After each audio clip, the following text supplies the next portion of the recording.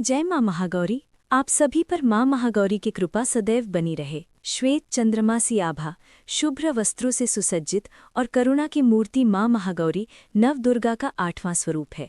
शिव स्वरूपिणी ये देवी तपस्या की शक्ति का प्रतीक हैं, जिनकी कृपा से समस्त पाप धुल जाते हैं और भक्तों को अक्षय पुण्य की प्राप्ति होती है। कन्या पूजन इस दिन विशेष महत्व रखता है।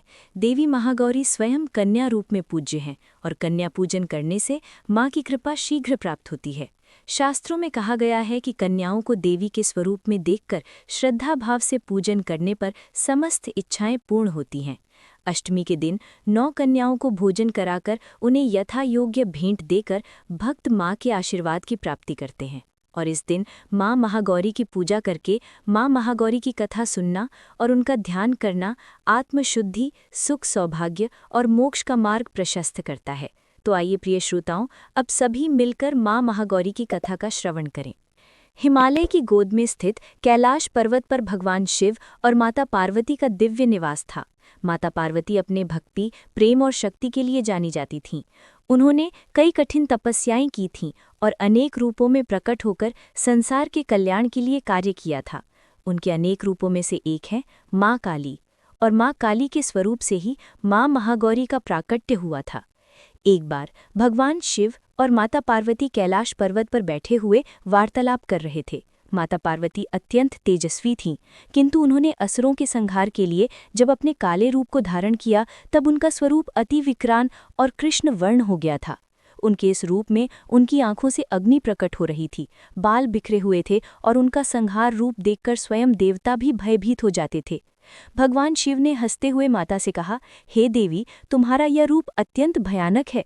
तुम्हारी गौरवर्ण की छवि तो अद्भुत थी, परंतु अब तुम्हारा ये काला रूप बड़ा विकट लगता है। भगवान शिव के इस परिहास को सुनकर माता पार्वती गंभीर हो गईं। वे क्रोधित तो नहीं हुईं, लेकिन उन्हें यह अनुभव हुआ कि उनका स्वरूप पहले जैसा नहीं रहा। अब उन्होंने निश्चय किया कि वे पुनः अपने गौरवर्ण को प्राप्त करेंगी और कठिन तपस्या करेंगी। तब माता पार्वती ने कैलाश पर्वत छोड़कर धरती पर जाकर कठिन तपस्या करने का निश्चय किया।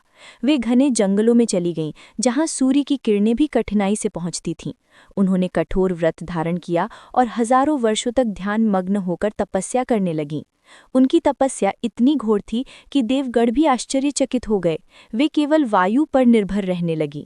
धीरे धीरे समय बीता गया और उनकी तपस्या का तेज समस्त ब्रह्मांड में व्याप्त होने लगा। जब भगवान शिव ने देखा कि माता इतनी कठोर तपस्या कर रही हैं, तो वे उनके सामने प्रकट हुए और बोले, हे देवी, तुमने इतना कठिन तप किया है, मैं तुमसे अत्यंत प्रसन्न हूँ। बताओ, तुम्हारी क्या इच्छा है?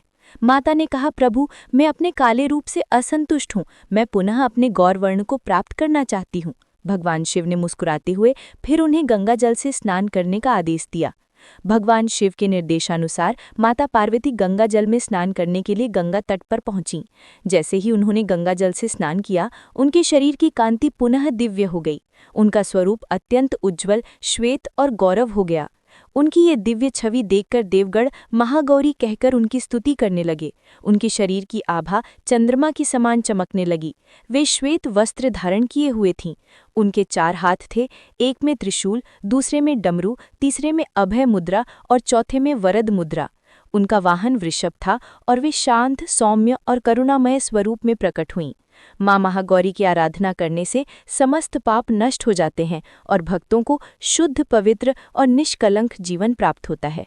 नवरात्रि के 8वें दिन महागौरी की विशेष रूप से पूजा की जाती है। इस दिन कन्या पूजन भी किया जाता है, क्योंकि कन्याएं स्वयं माँ महागौरी का स्वरूप मानी जाती हैं। जो भी भक्त सच्चे मन से माँ महागौरी की पूजा करता है, उसे जीवन में सुख, शांति और सौभाग्य की प्राप्ति होती है। उनके आशीर्वाद से गृहस्थ जीवन में आनंद बना रहता है और दाम्पत्य जीवन में प्रेम और सामंजस्य स्थापित होता है।